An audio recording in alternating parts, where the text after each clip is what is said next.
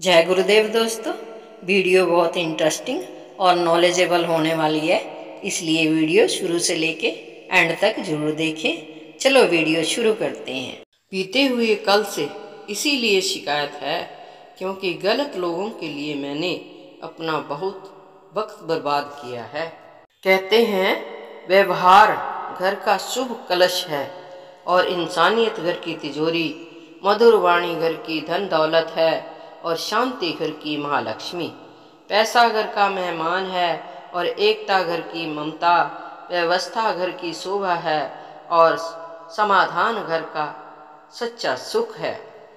कभी कभी गुस्सा मुस्कुराहट से भी ज़्यादा स्पेशल होता है, क्योंकि स्माइल तो सबके पास होती है मगर गुस्सा सिर्फ उसके पास होता है जिसे हम कभी खोना नहीं चाहते। बोलना सबको आता है, किसी की जुबान बोलती है, किसी की नीयत बोलती है, किसी का पैसा बोलता है, किसी का समय बोलता है और किसी का पद बोलता है, परंतु अंत में ईश्वर के सामने बस व्यक्ति का कर्म बोलता है।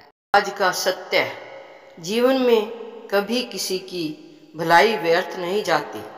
वह कब और किस रूप में लौटकर आएगी यह केवल ईश्वर ही जानता है। और कहते हैं निर्वस्त्र आए थे निर्वस्त्र ही जाएंगे, कमजोर आए थे कमजोर ही जाएंगे, बिना धन संपदा के आए थे बिना धन संपदा के ही जाएंगे। पहला स्नान भी हमने स्वयं नहीं किया, अंतिम स्नान भी हम स्वयं नहीं कर पाएंगे।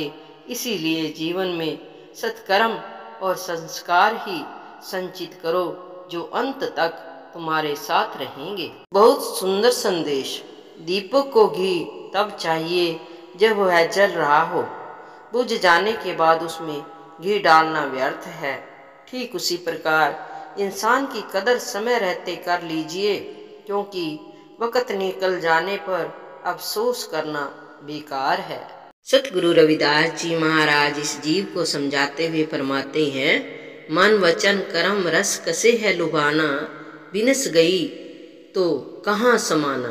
सतगुरु रविदास जी महाराज इस जीव को समझाते हुए फरमाते हैं कि यह जीव संसार की माया में मगन होकर मन में माया के बारे में ही सोचता है और वचन विचार और कर्म भी वही करता है जिससे जीव को माया प्राप्त हो।